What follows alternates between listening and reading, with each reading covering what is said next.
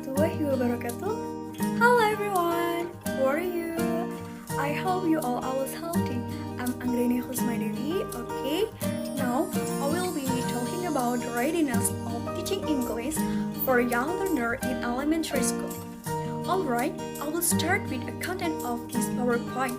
I divide it into 5 parts, such as the first is introduction, the second is literature review, the third is discussion, the fourth is conclusion, and the last is references. Okay, let's see and listen carefully. Here we go! The first part is introduction. The achievement of institutional education is affected by supporting educational components. One of the components is curriculum. The curriculum has been developed on the whole educational element based on the current needs and challenges in this world. Especially in Indonesia, there is the English curriculum for young learners in elementary school. On another side, English is the international language used in most population in the world. In Indonesia, English has been included in the curriculum as a subject. However, it is only included and introduced in secondary school. A few problems found in the many research fields, namely education, has not provided maximum academic service. School ventilation system have not been functional optimally. Textbooks needs are incomplete. And then there are students who do not have a high level of confidence. There are students who are not responsible for their learning duties, and the teacher unpreparedness employs an interactive learning method that is required in K13 and low motivation for achieving students to learn English. Therefore, in this part, I will more specifically identify the problem or issue of curriculum policy for English young learners, especially in elementary school. Is literature review. In literature review, I divided into 4 parts. There are curriculum, the curriculum 2013, young learner, and teaching English to young learners. Okay, the first part is curriculum. What is the curriculum? Based on Oxford dictionaries, the curriculum is the subject comprising a course of study in a school or college. Meanwhile, based on Submadinata in Fauzi and As 2019, the curriculum itself can be seen as a concept plan of the application of an educational theory. On another side, based on Tegamuni and Ubu 2019, the curriculum is a rule that the government made for better education. This is the reason why the curriculum is a dynamic document that is usually developed, revised, and or replaced. Therefore, I conclude that the curriculum is the lesson plan and academic content taught in a school or in a specific course by the government made for better education. Okay, the second part is the curriculum 2013. The newest curriculum applied in Indonesia education is the curriculum 2013, or we can know that K13. The implementation of the curriculum in 2013 is started in July 2013. However, it is still for certain school and levels of education. According to Nur Ahid 2013, said that the difference between the curriculum 2006, or we can know that KTSP, and curriculum 2013, as we know that K13 is in the learning plan. In the curriculum of 2006, the syllabus development is under the Education Unit School Authority. However, in the curriculum 2013, the development is the central government's authority, except for special subject which is developed by a certain school. Okay, the third part is young learner. What is young learner? According to Cameroon 2001, young learners are those under 14 years old. Meanwhile, based on questioning in Soleh A. et al. 2020, young learners are the students for elementary school who attain the age of about 6 to 12. They were divided into groups. The young group 6 to 8 years old, and the older group is 9 to 12 years old. On another side, according to Rickson and Mordesai G. 2020, according to young learner is children between the age of 5 years old to 12 years old. Therefore, I conclude that young learners are children between age 5 to 12 years old. It is mainly based on the years spent in primary or elementary school of formal education before they go to secondary school. Okay, the next is the fourth part is teaching English to young learner. The important factor in teaching English to young learner, namely the first is the teacher program. Based on the argument to rate in Mutia S. et al. 2020, the teachers can facilitate children learning English as a foreign language. Therefore, a good English teacher must guide the young learner because it can improve their achievement. A good English teacher must guide the young learner because it can improve their achievement. And the second is the children who have lived abroad for a long time with their daily communication in English will have superior English skill compared to students who are entirely new to English. Therefore, there are three levels, namely beginner, intermediate, and advanced, so that the teacher understands their level in teaching the English language. Based on Supriyanti in Mutia S. et al. 2020, the teacher must be sensitive to the children's ability level.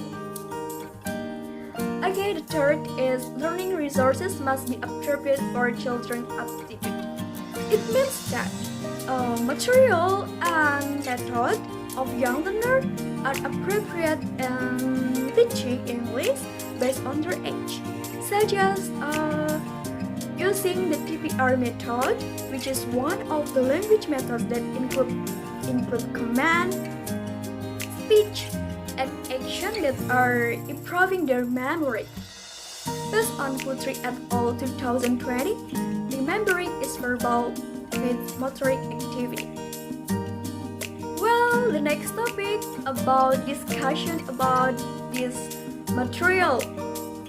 Okay, the first issue is about there are many schools as they are M.Pd that use EYL classes for their school although don't support by the curriculum. Why does it happen? We know that English is removed or doesn't exist in elementary school learning, and also English was not included in 2013 curriculum.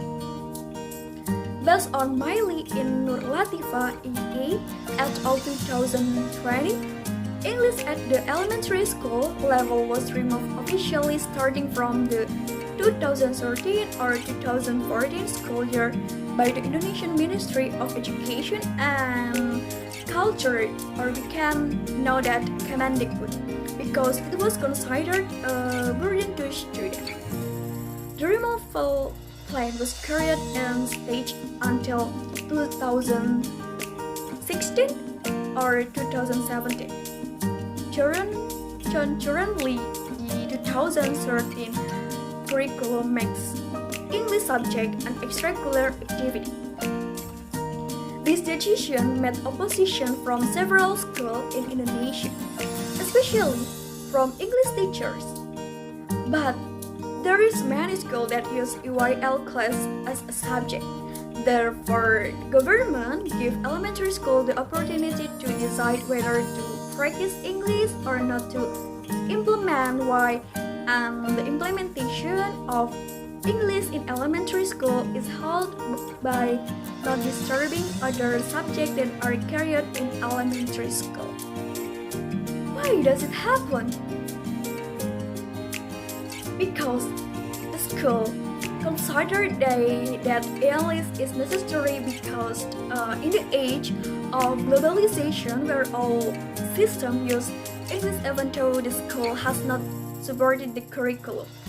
However, they considered that their school is ready to carry out UIL classes with existing learning facilities, including SD Banjaranyar. It is still entered English as a part of block and a subject. According to IDN and Amalia and in Miley 2018, say that in today's era of globalization and instant, students starting from elementary and even kindergarten are already required to conduct English subject. In other words, if elementary school children miss out on English subject, this will create problems for the child whom the child become less confident, ostracized from his environment, and etc. Therefore, the need for English is implemented so that students more easily continue to the high school level and do not feel surprised when receiving English subject.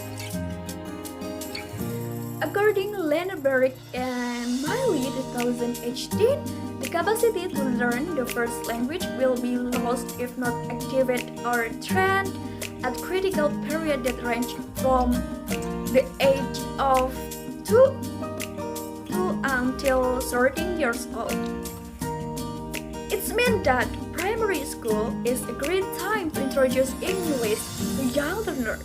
Therefore, it will be a pity if this time was missed.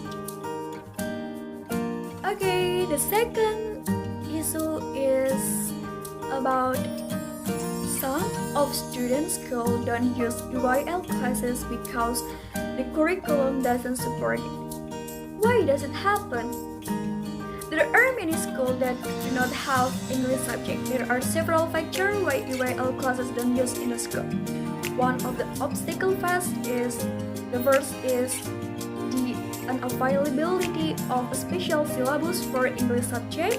Even though as a local content subject, English still has to have its own syllabus. The second is school have not met the needs in the provision of teachers, curriculum, and facilities. And the third is another problem is the method and strategies of teaching by the teacher that are not in accordance with the development of students.